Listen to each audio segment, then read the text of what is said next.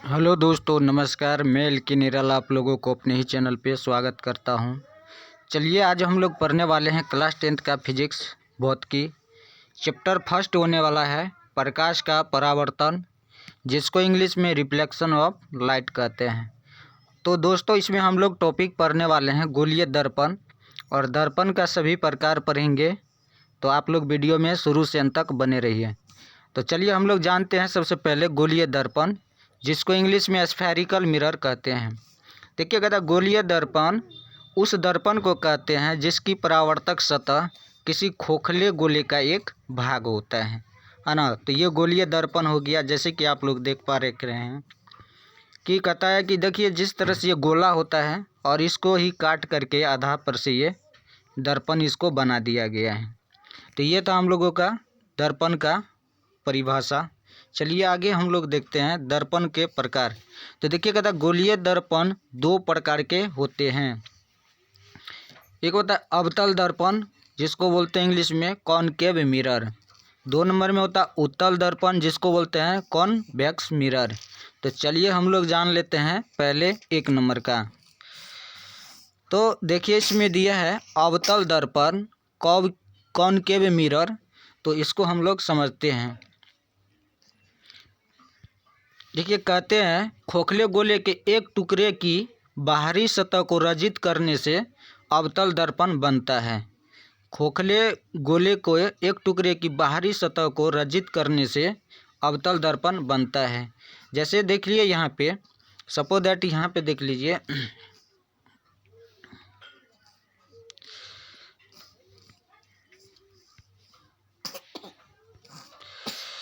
जैसे यहाँ पे ये जैसे ये दिया है ना। तो ये तो उत्तल दर्पण दे दिया इसमें, लेकिन इसमें अवतल दर्पण ये होता है। तो देखिए यहाँ पे, जैसे देखिए एक गोला है, तो कहता है कि खोखले गोले के एक टुकड़े की बाहरी सतह।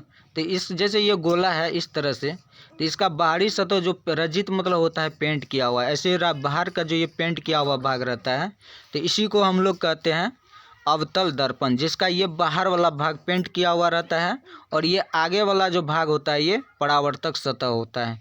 तो हम दूसरे भाषा में इसको ऐसे भी बोल सकते हैं कि अवतल दर्पण उस दर्पण को कहते हैं जिसका परावर्तक सतह धंसा हुआ रहता है। ये देख लीजिए, ये इधर पीछे से पेंट की उभरा हुआ भाग पेंट किया हुआ है, और ये जिस पर परावर्तन होगा प्रकाश का वो धंसा हुआ है।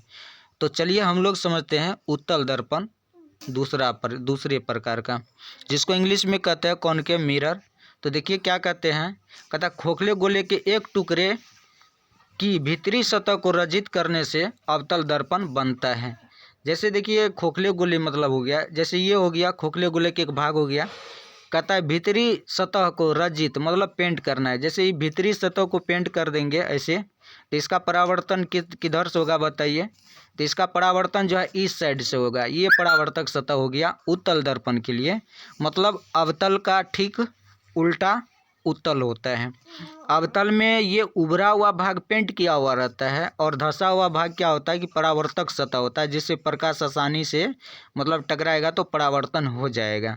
लेकिन वही उत्तल दर्पण में क्या होता है कि जो धंसा वाला भाग होता है, जो अवतल दर्पण के लिए परावर्तक सतह रहता है, ठीक इसके उल्टा हो जाता है।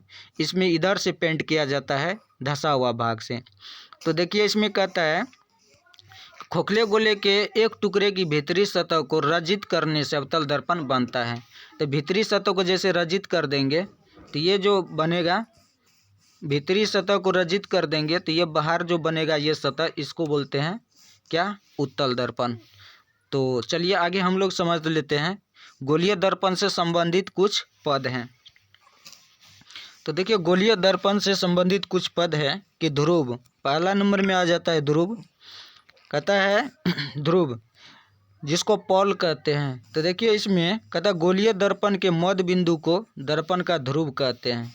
सपोज दैट, मान लीजिए जैसे कि यहाँ पे ये, जैसे कि मान लीजिए ये दर्पण है, तो ये दर्पण है इधर से ये, तो इसका जो ये मध्य बिंदु होगा यहाँ पे, इसको ही क्या कहते हैं, ध्रुव कहते हैं। इसे पी से सूचित किया जाता है।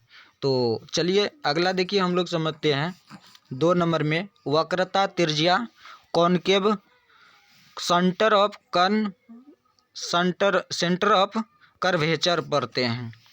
तो देखिए इसको कहता है कि गोलीय दर्पण जिस गोले का भाग होता है उसके केंद्रों को दर्पण का वक्रता त्रिज्या कहते हैं।